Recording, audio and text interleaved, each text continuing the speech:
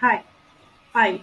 Ms.Bhuvaneswari, Assistant Professor, Department of English, Dr. M.J.R. Educational and Research Institute, University, Madurai, Chennai, going to present you one of the six one-act plays which is prescribed for the second BA English in the 20th century literature prose and drama. The title named as The Discovery, written by Herman Ould. The Discovery. What it is. Before that, we let us see Herman Ould. Who was he? He was an English author, dramatist, poet, and critic.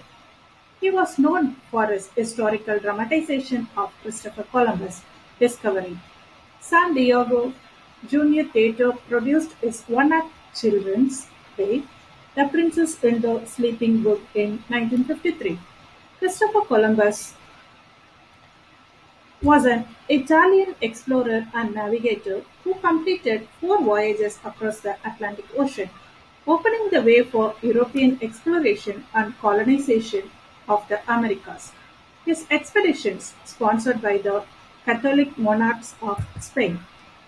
This is the picture of Columbus' vessel. Edmund All's play "The Discovery" dramatizes the events on the last night of Christopher Columbus's sailing expedition to search for a sea route to India.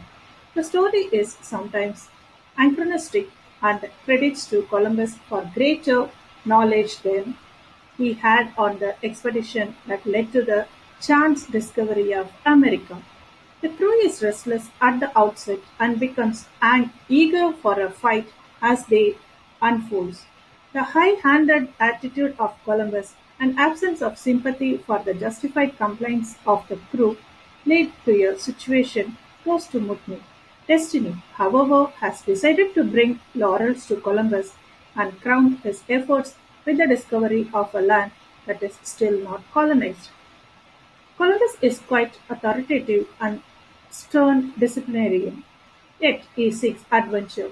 He is a risk-taker by nature. The play conveys both the strengths and flaws in the character of this great explorer.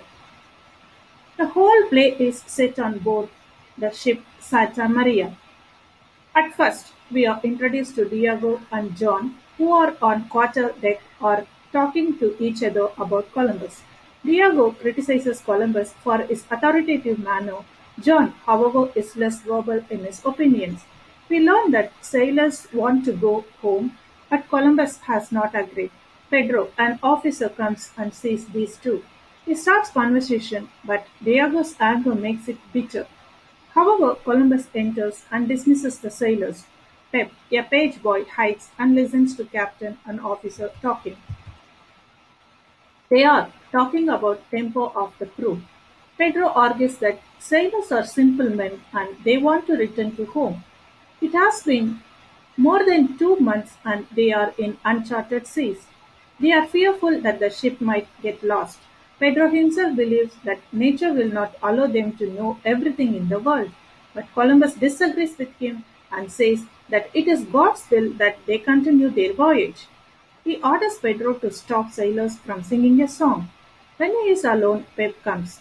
We can see Columbus has some soft corner for Pep as he praises him. Pedro returns, but singing is still going on. A sailor named Francisco comes and has a heated argument with Columbus. He accuses Columbus of being mad, authoritative, and cruel to sailors. Columbus says that they have to do their duty, but Francisco makes it clear that they have lost their patience. Singing turns into roaring, and crowd of sailors come up the quarterdeck. They demand to return the ship towards Spain, but Columbus doesn't move. They threaten him, but he does not allow any fear. He does not show any fear. He goes up to quarterdeck and shows his authority over them. Sailors try to climb up there, but Pep stands in between. This makes Columbus emotional and he gives a heart-rending speech about human existence. He says that every other thing is temporary in this world. Only man and his dream lives on.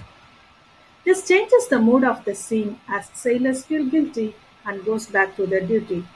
At that instant, Columbus tells Pedro that he had seen something 2 minutes ago.